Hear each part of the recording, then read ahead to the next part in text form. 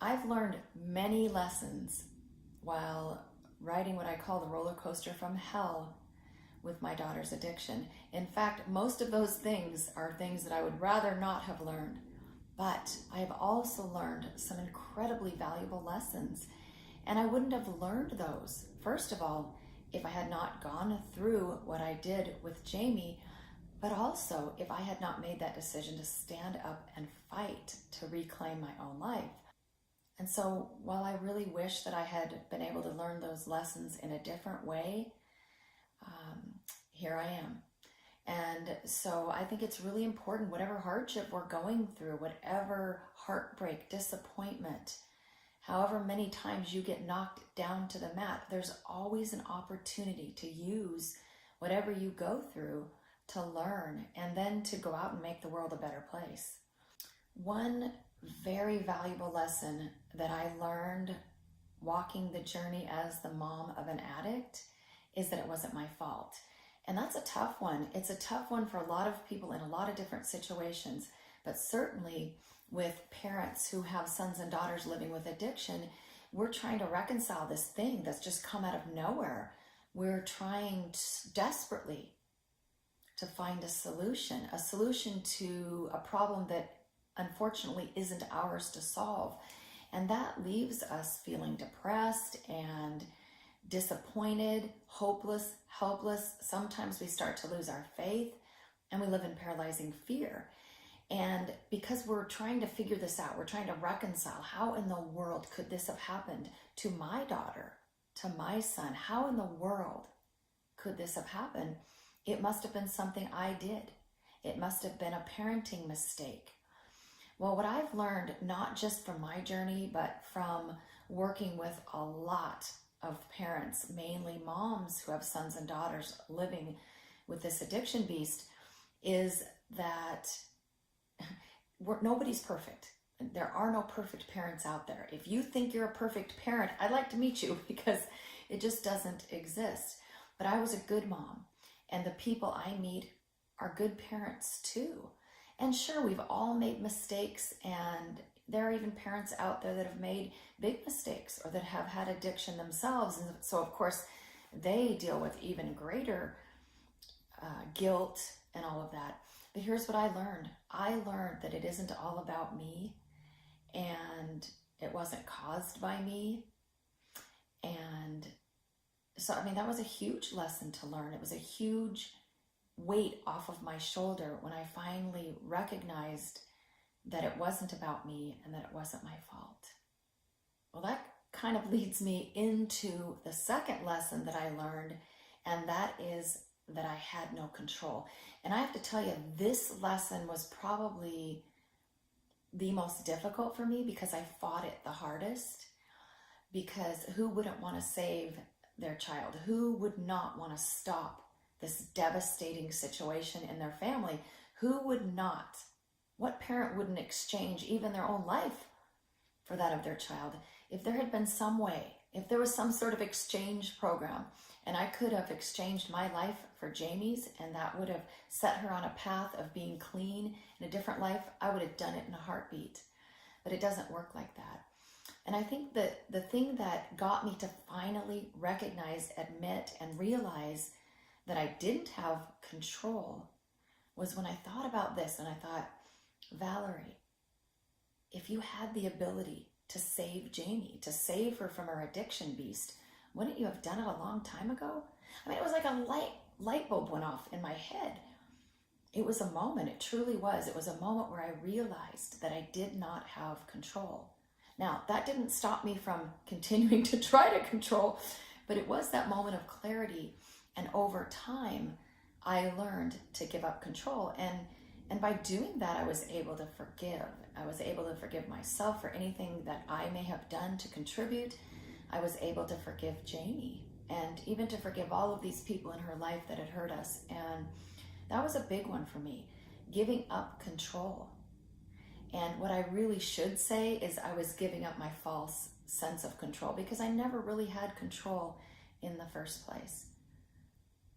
So I never stopped obviously I never stopped loving Jamie, and I never stopped believing in her, and I never gave up hope that she would find the way.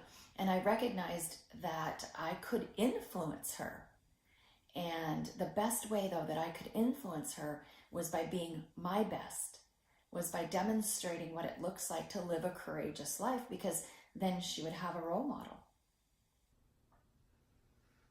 I learned in this journey, living with my daughter's addiction for 15 of her 30 years, I learned during about 13 of those years, I learned about depression. And for me, it wasn't clinical depression. It was a situation. It was situational depression. I was literally depressed over my daughter's addiction and my inability to save her and this nightmare that we were living. And so I lived with this dark cloud that hung over my heart 24/7.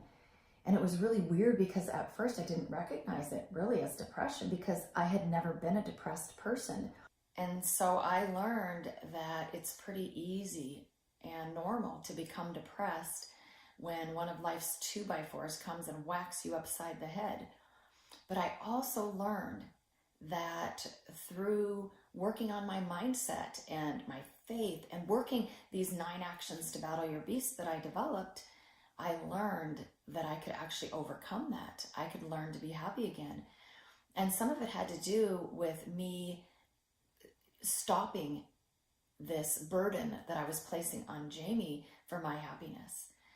The pressure of her addiction changing in order for me to be happy. I had to really start living that phrase that says happiness is an inside job, because it is. And so it was a process, but so I learned that it's easy to become depressed, but I also learned that there are ways to overcome that. One incredible lesson that I learned on this journey with my daughter and her addiction is I learned to use the F word, as I call it. I learned about forgiveness, and she taught me that. And Jamie taught me that because she forgave people readily and easily, and she didn't judge people. And so I'm kind of putting these together, but she didn't judge and she forgave easily. And those were 2 incredibly powerful lessons that are serving me for the rest of my life, and ones that I'm so grateful to have, and were learned from somebody that most people would think was too broken to provide a lesson, that people no doubt judged and thought had nothing to teach.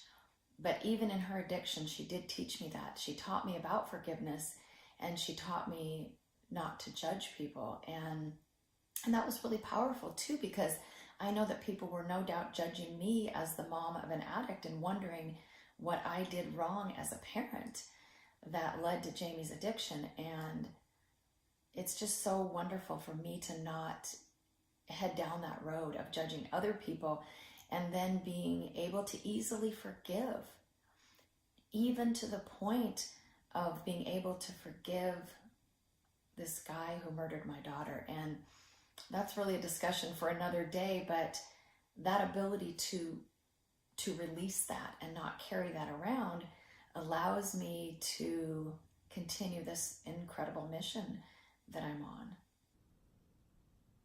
I also learned that I'm stronger than I thought. I mean, I am so much stronger than I thought. And I firmly believe that every single person is more courageous than they thought. And they will never discover it, though, unless they try, unless you fight. You stand up and you fight. You will find out you are made of so much more. I believe that God has placed strength and courage in each one of us, but it's our responsibility to find it, to fight for it, and to work at it. And so that's been really amazing to realize just how strong I really am, because initially some of the things that I went through early on in Jamie's addiction, I would have thought I could never live through. I can remember some of the early things and thinking it was the worst thing that ever happened in my life. And then later on wishing I was going through some of those things that happened in the beginning of that journey. But the bottom line is every single person is far more courageous than they think. The final lesson that I really hope others will carry with them, those that have loved ones in addiction, and especially those moms and dads, is that you are more than your son or daughter's addiction. And I know it's difficult because they're such a huge part of you, and your heart feels like it's been ripped out of your chest. But take it from me, you are more than all of this, and the world needs you standing strong and courageous, and so do your sons and daughters. They've never needed a role model more than they do now. People need hope, and it's really an honor to be able to provide people with hope.